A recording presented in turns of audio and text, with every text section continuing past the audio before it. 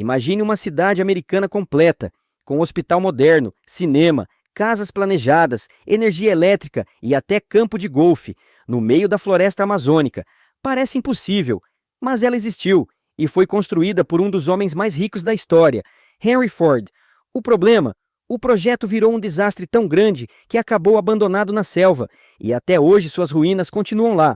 Henry Ford não era apenas um empresário de sucesso. Na década de 1920, ele era um dos homens mais ricos e influentes do planeta. Seu famoso modelo T havia revolucionado a indústria automobilística e colocado milhões de pessoas sobre 4 rodas. Mas Ford tinha uma obsessão. Ele odiava depender de outras empresas. Seu objetivo era controlar absolutamente tudo que entrava na fabricação de seus carros: minério de ferro, madeira, transporte, energia, tudo. Na visão dele, depender de fornecedores externos era uma fraqueza, e existia um componente que ele ainda não conseguia controlar: a borracha. Naquela época, a borracha era indispensável. Ela estava nos pneus, nas mangueiras, nas correias e em diversas peças dos automóveis. O problema era que quase toda a produção mundial estava concentrada em plantações controladas por britânicos e holandeses no Sudeste Asiático. Eles dominavam o mercado, controlavam os preços, e Henry Ford detestava isso. Foi então que ele tomou uma decisão ousada. Em vez de comprar borracha, ele produziria sua própria borracha. A solução parecia simples. Se a seringueira era uma árvore nativa da Amazônia, por que não plantar milhões delas justamente onde ela surgiu? Ford decidiu investir uma fortuna no Brasil.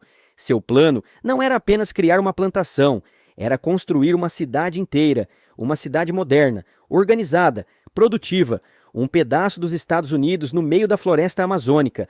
Após negociações com autoridades brasileiras, a empresa adquiriu uma enorme área às margens do rio Tapajós, no estado do Pará. O projeto recebeu um nome que não deixava dúvidas sobre quem estava por trás dele: Fordlândia. Mas havia um problema, na verdade vários, e eles começavam pela própria terra comprada para o projeto. Sem realizar estudos aprofundados do solo e da região, a empresa acreditou nas promessas feitas pelos intermediários. O resultado? A área escolhida era montanhosa, difícil de acessar, com solo inadequado para plantações em larga escala, mas ninguém queria ouvir más notícias. A construção começou mesmo assim.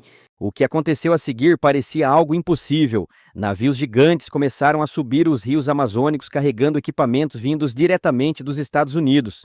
Máquinas, ferramentas, estruturas metálicas, equipamentos médicos, materiais de construção, tudo era importado. Pouco a pouco, uma cidade moderna começou a surgir, onde antes existia apenas floresta.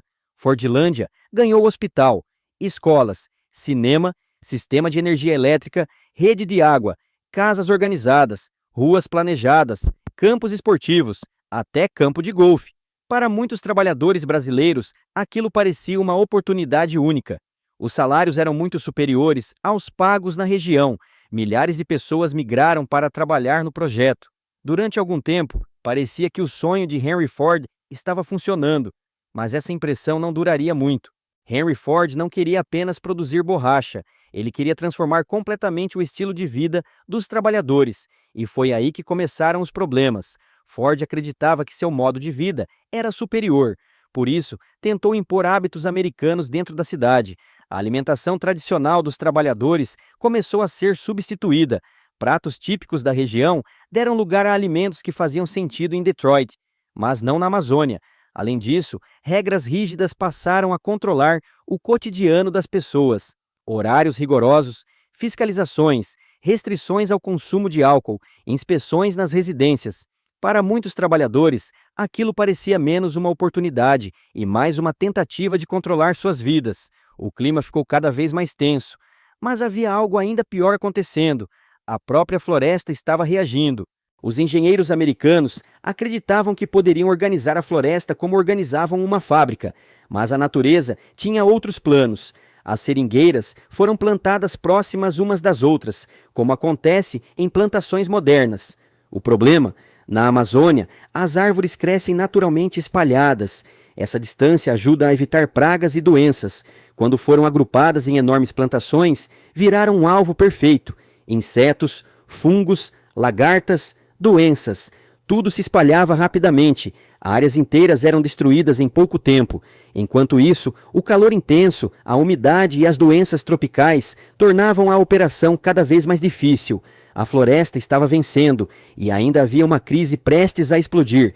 No final de 1930, a tensão chegou ao limite. Uma mudança aparentemente simples no refeitório desencadeou uma explosão de revolta. Os trabalhadores passaram a enfrentar filas e novas regras impostas pela administração americana. O que parecia um detalhe se transformou no estopim. Discussões começaram, gritos surgiram, e em poucos minutos a situação saiu completamente do controle. Centenas de trabalhadores se revoltaram, equipamentos foram destruídos, prédios foram atacados, veículos foram danificados. Os gerentes americanos fugiram desesperados. Alguns correram para a floresta, outros buscaram abrigo em embarcações no rio. Durante dias, Fordlândia mergulhou no caos. A situação só foi controlada após a intervenção das autoridades brasileiras, mas o estrago já estava feito. Mesmo depois da revolta, a empresa tentou continuar.